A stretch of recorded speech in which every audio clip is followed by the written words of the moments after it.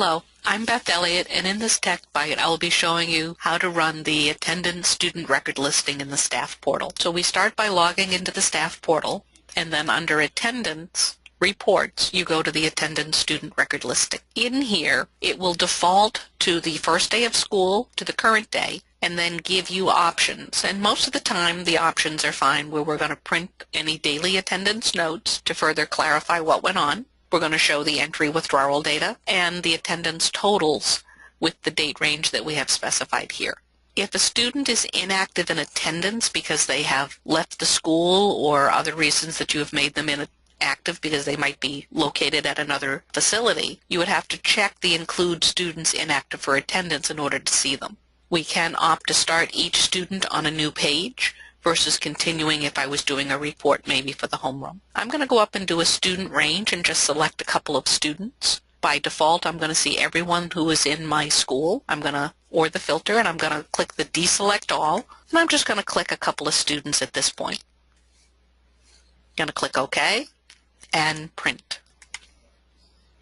This is going to show me the detail for those students, so I can see that Amy came in on September 2nd, and it's showing me her attendance detail in descending order, so the most current date first, and then it works from there, and below that will be her attendance totals. Her percent attendance is the days present divided by the days possible. Absences at the top here are her excused absences, her unexcused, and a total.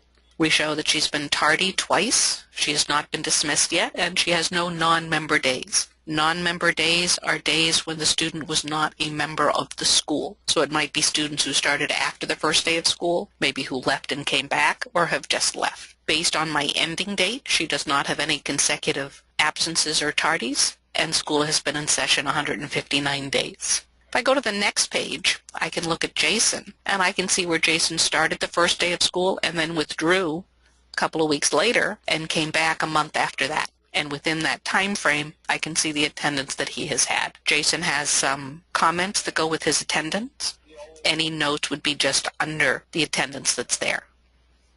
Jason has 23 non-member days for the time frame that he wasn't here, September to October. And then I can look at his brother and see that his brother was here the full time, so there's no activity there. If I need to, I can export this information to a PDF for an electronic copy, to a comma-delimited file, or to Excel. And the Excel, if I export to that, is going to look just like this, as will the PDF, and I would hit Export. If I just want to go to the printer, I'm just going to hit the printer. Now I can go back to set up the report and change a date range. If I was looking for, say, only the first half of the year, I can click the little calendar here and change. If I use the arrow keys, I move 1 month at a time. If I use the double arrow, I'm going to move 3 months at a time. So maybe I only want to go through to the end of December. Using the same student range, when I print, I'm going to see the difference is not so much for Amy and her detail as much as it's going to be her totals at the bottom. So because I'm only going through the end of December, her percent attendance went down to 88% because there aren't as many days that she's been present for the overall time frame. So that can change the percent attendance.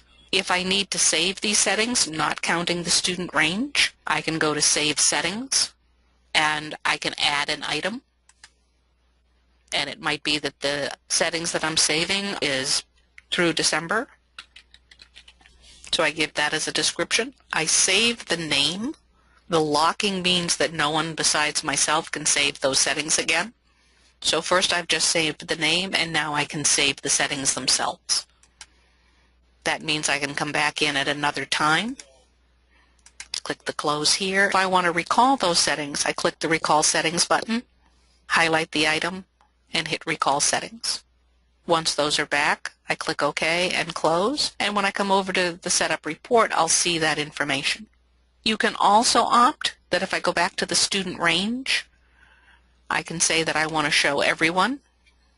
Click OK, and I can do my new page based on a field that I specify in my database. So maybe I want to go into the homeroom teacher and select a specific teacher or teachers in here. So I might want to go to Bodnar and Burks.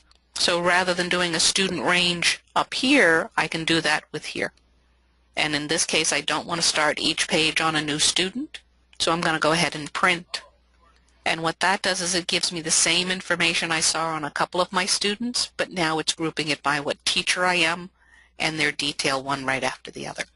So as easy as that to see what's going on. And that's how you work with the student attendance record listing. For information on how to do the setup and other things with this system, you can always go up to the Help menu. When you click on the Help, it's going to bring up the help for that area that is in a pop-up window, so you do need to allow for pop-ups on your web screen. When you come in here, it gives you information on what the student attendance record listing is and how to run it.